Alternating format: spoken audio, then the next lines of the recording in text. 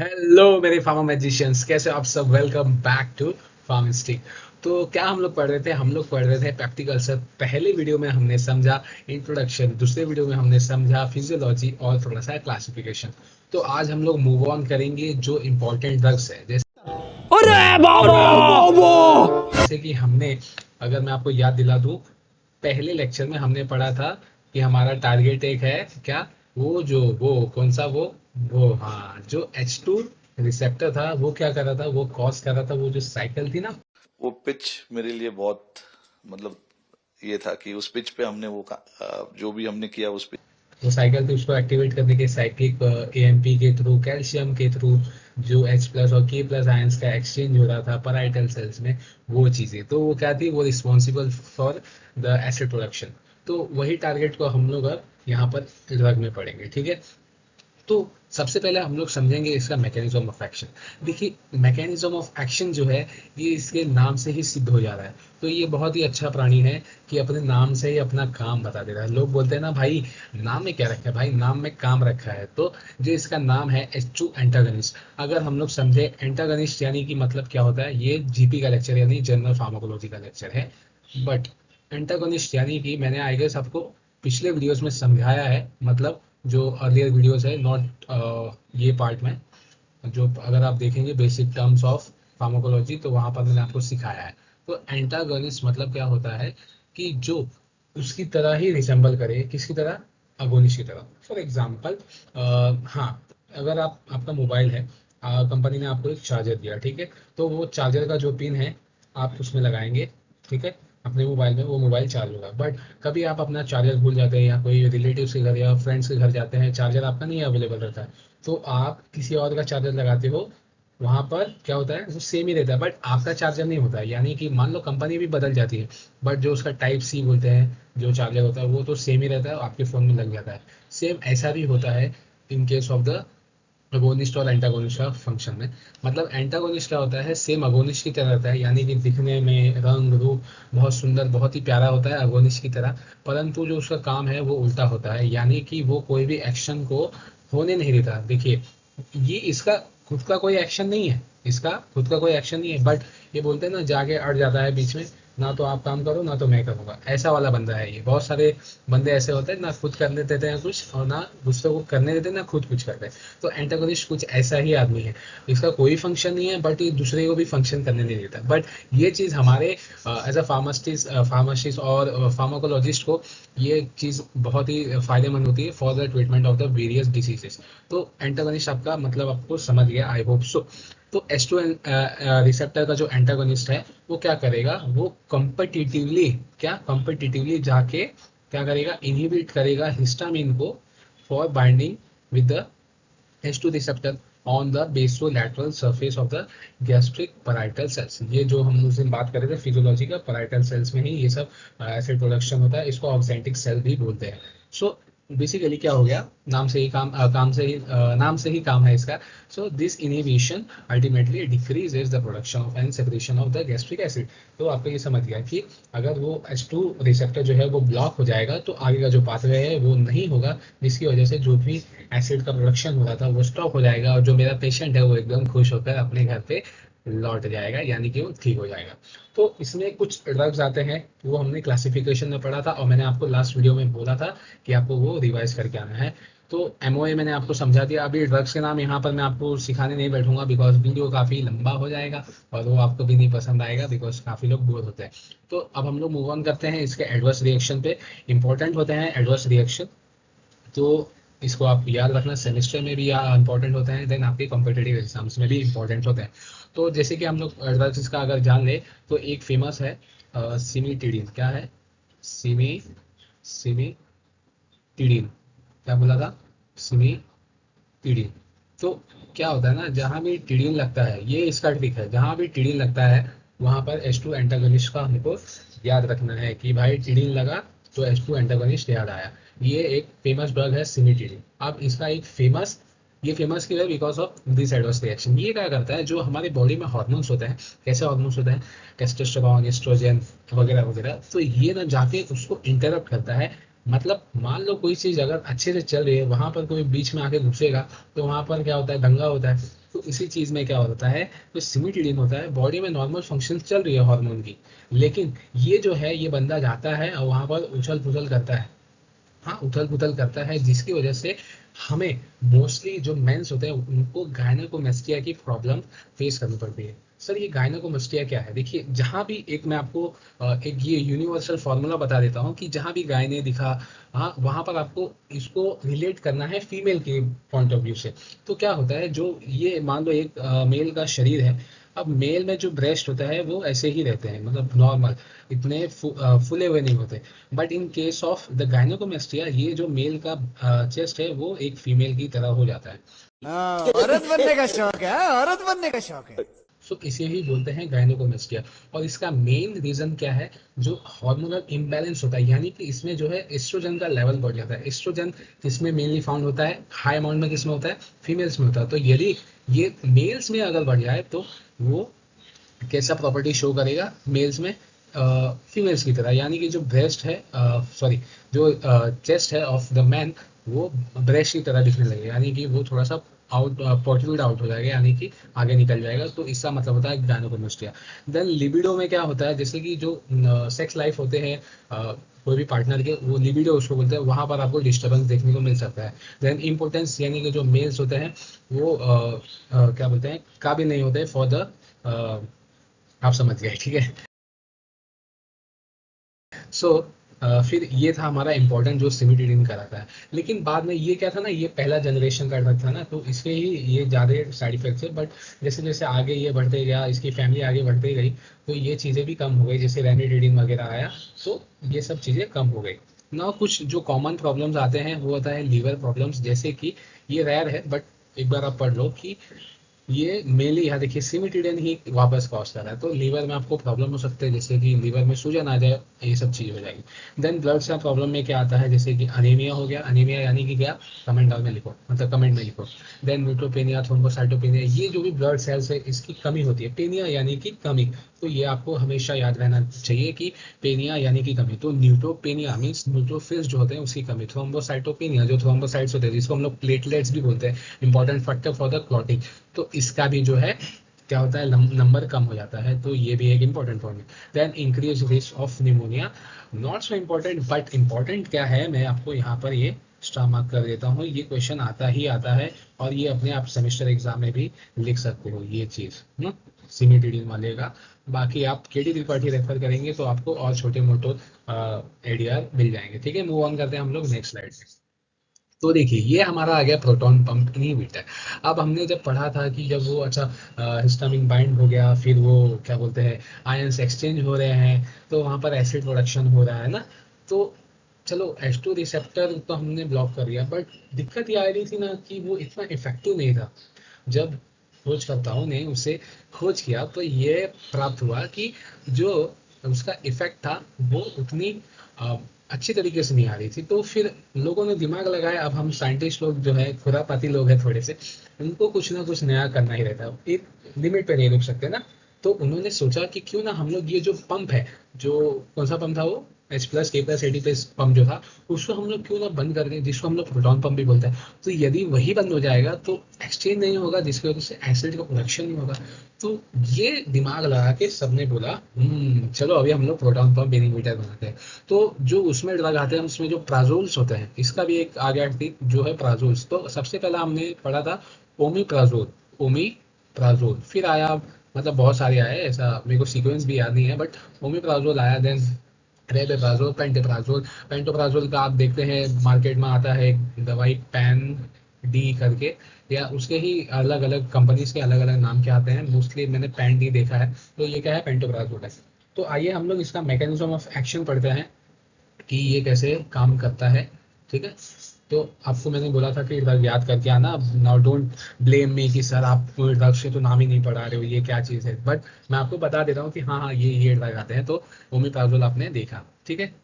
अब इसका अगर हम लोग बात करें, तो इसमें क्या होता है, पहले मैंने इसको डिवाइड किया है 3 कैटेगरी में: localisation, irreversible binding and reduce acid secretion. ठीक है, लोकलाइजेशन यानी कि क्या, जो मान लो एक मैंने ये पेड़ है, ठीक है, आपका नहीं है, पेशेंट का है, डोंट वरी, नहीं तो बोलेंगे सर फिर प्रैक्टिकल सर आपने करवा दिया। तो क्या होता, मान लीजिए किसी ने, पेशेंट ने ये गोली खाई, ठीक है, ओमिप्राजोल की गोली खाई, ठीक है, ये गोली खा ली। अब क्या होता है, मैकेनिज्म ऑफ एक्शन समझिए with the help of the pharmacology. तो लोकलाइजेशन होता है, यानी कि PPIs are activated in the acidic environment of stomach. Very important point. Very important point. यहाँ पर से MCQ बन सकता है फॉर जीपैट वाले लोग, फॉर नाइपर वाले लोग, and also for the semester वाली पब्लिक। तो यहाँ से क्या बनता है, क्या बनता है, क्वेश्चन बनता है। तो इंपॉर्टेंट पॉइंट है, MCQ बन सकता है, and you can as well as write in your exams. जो भी बीफार्म वाले हो, आप अपने एग्जाम में लिख सकते हो, थ्योरी पेपर में लिख सकते हो।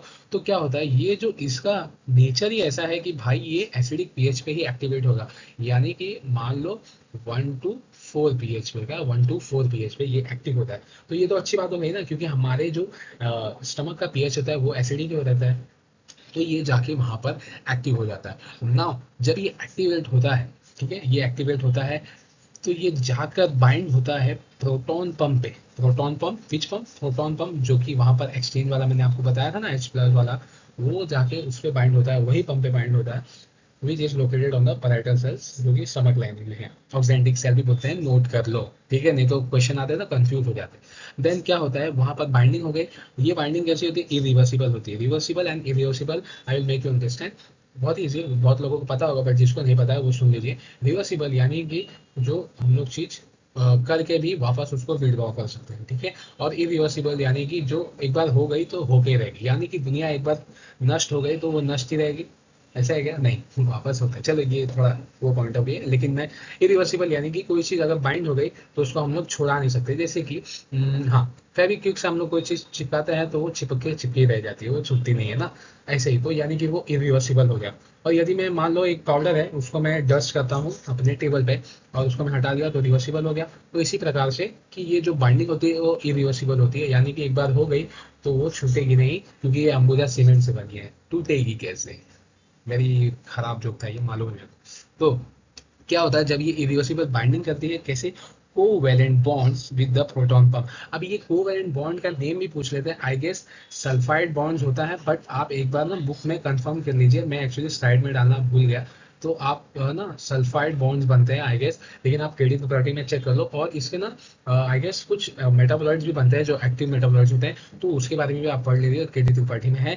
आई एम सॉरी, मैं इसमें डालना भूल गया, अभी मुझे याद आया। तो ये this binding is irreversible, meaning that proton pump can not function again until a new parietal cells are produce. यानी कि ये एक बार बाइंड हो गया, जैसे कि मैंने आपको बोला कि जो फेविस्टिक है वो एक बार चिपक गया तो फिर वो टूटता नहीं है। तो इसी प्रकार से इसकी भी बाइंडिंग होती है। ये अब उसमें ही चिपका रहेगा तो बोलेंगे सर फिर क्या होगा, तो वही, जब तक वो उसको ठीक ना कर देना पेशेंट को, ये मानता नहीं है, बहुत ही संकी आदमी है, ठीक है। हमारा प्रोटॉन पंप इनहिबिटर इतना संकी आदमी है कि वो भाई उसको जोड़ के रखता है, और तब तक ये जोड़ के रखेगा जब तक नया पैराइटल सेल्स नहीं प्रोड्यूस हुआ। पैराइटल सेल्स में ही वो पंप था ना, तो उस पर ही वो जाके बाइंड होगा। तो जब तक नया पैराइटल सेल्स नहीं प्रोड्यूस होगा तब तक ये छोड़ेगा नहीं, यानी कि वो तो उसको लेके जाएगा, भाई तू चल मेरे साथ, मैं तेरे को छोड़ूंगा नहीं। अब वो नया पैराइटल सेल्स बने, बाद में वो एसिड बनाया, आई डोंट केयर, बट तू मेरे हाथ में आया ना भाई, मेरे आड़े लगा है तो अब मैं तेरे को लेके जाऊंगा। इसका ये फंडा है।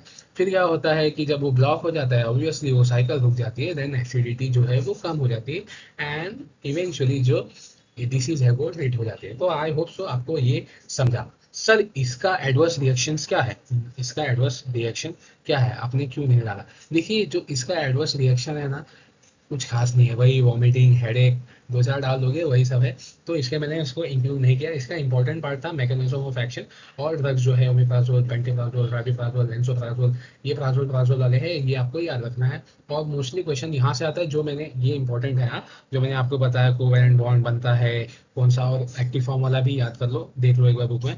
Then are activated in the acidic pH वाला, ये भी इंपॉर्टेंट है। तो ये जो जो इंपॉर्टेंट है वो मैंने आपको बता दिया। मूव ऑन करते हैं हमारा अल्सर प्रोटेक्टिव पे। अब अल्सर प्रोटेक्टिव क्या होता है, चलिए समझते हैं, नाम से समझते हैं, क्योंकि नाम में ही काम छिपा है। तो अल्सर यानी कि हम लोग को पता है, प्रोटेक्टिव यानी कि कोई चीज को प्रोटेक्ट करना। Now consider layer of stomach, ये दो लेयर है हाँ स्टमक के, रेड कलर के जो मैं बना रहा हूं। अब किसी बंदे को क्या हुआ है, अल्सर हुआ है। अल्सर में आपको ग्रीन कलर से दिखा देता हूँ, ठीक है, ये ग्रीन कलर का अल्सर है। एक दिन ये बनाता हूँ भाई, हाँ, नहीं तो डर होगा ना पेशेंट को, ठीक है।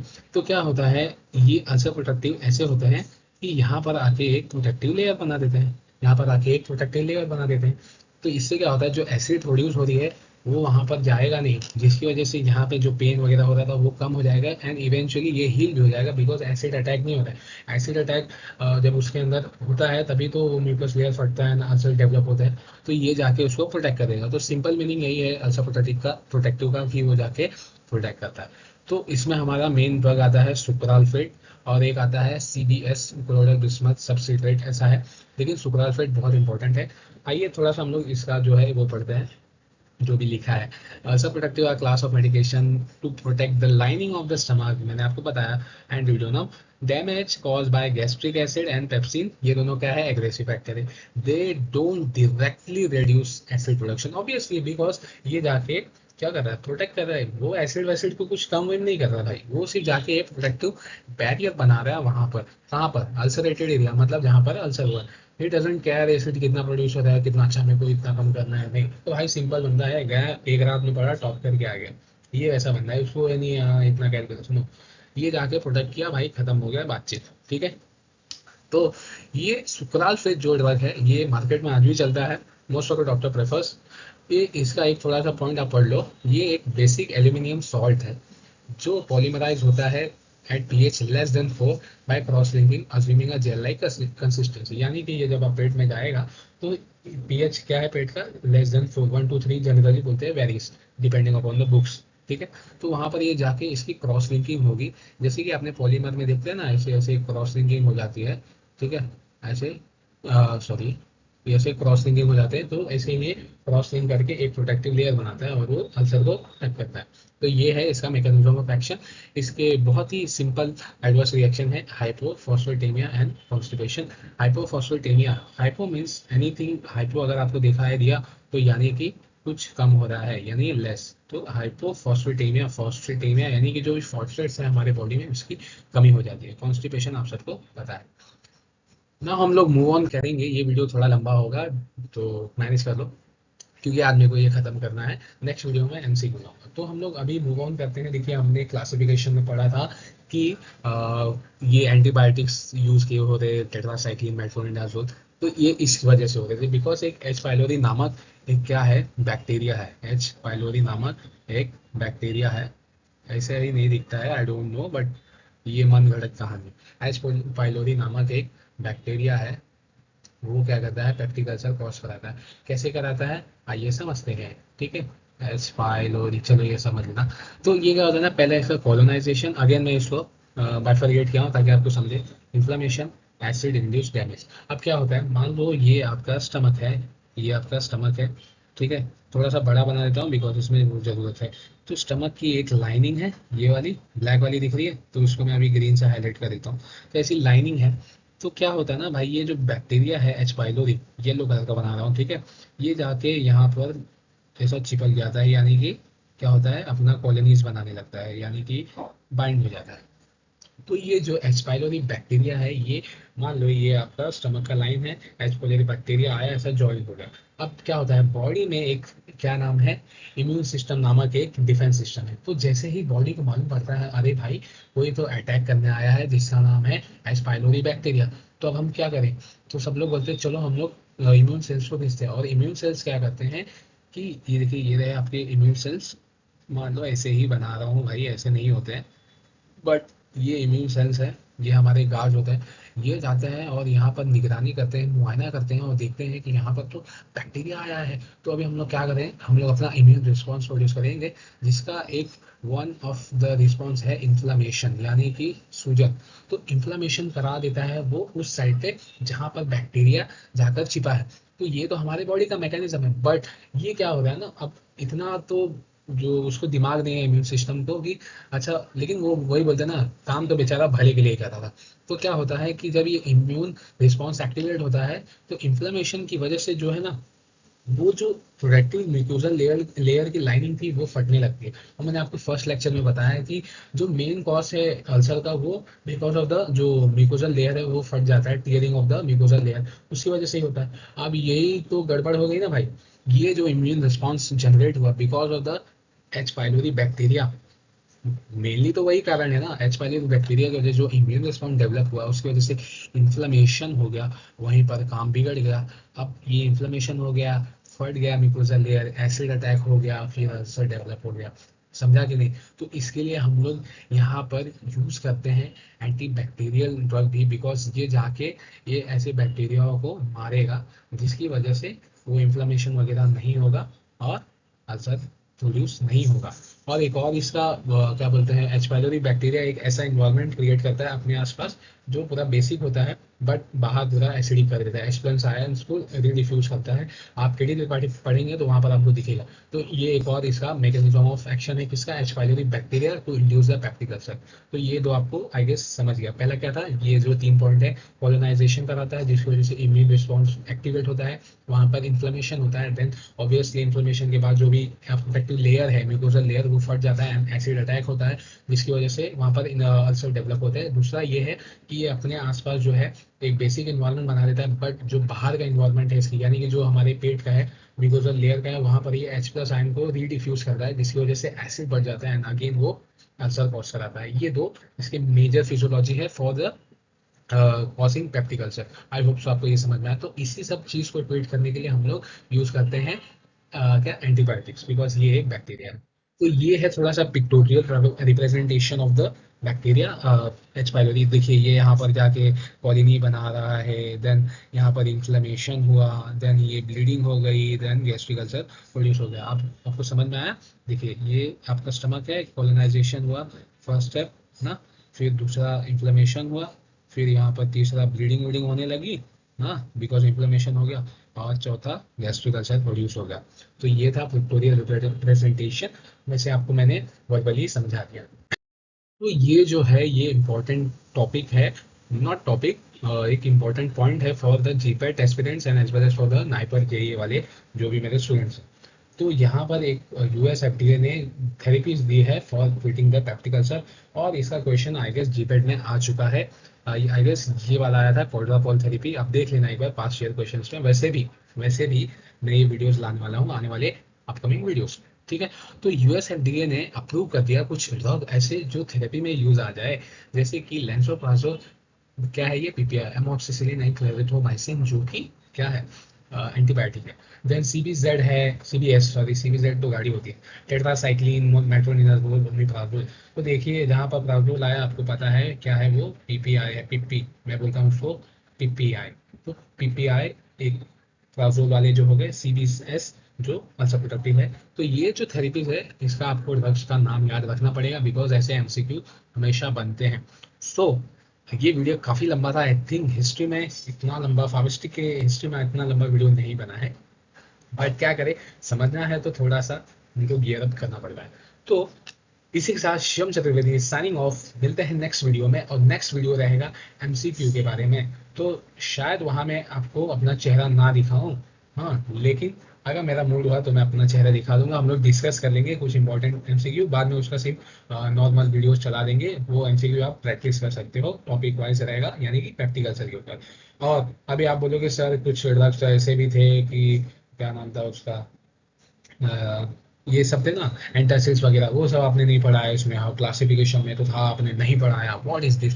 तो डोंट वरी, वो मैं जो नेक्स्ट चैप्टर लूंगा जो जिसमें क्या नाम है ये सब ड्रग्स आते हैं उसमें आई गेस कॉन्स्टिपेशन वगैरह में है, तो वहाँ पर ये इंक्लूडेड है, तो मैं बोला कि वहीं पर ले लेता हूँ, और ये ऐसे ड्रग्स इंपॉर्टेंट नहीं होते हैं तो आप वो कुछ भी पढ़ सकते हैं, बट आने वाले टॉपिक्स में मैं उसको कवर कर दूंगा, नॉट सो इम्पोर्टेंट, बट जो इम्पोर्टेंट था वो मैंने आपको बता दिया है। इसी के साथ चलो मिलते हैं नेक्स्ट वीडियो में, तब तक के लाइक करो, सब्सक्राइब करो, कमेंट डाउन योर थॉट्स, और कुछ डाउट हो वो भी पूछ लो, तो फार्मेस्टी को सब्सक्राइब करो। मिलते हैं, बाय बाय।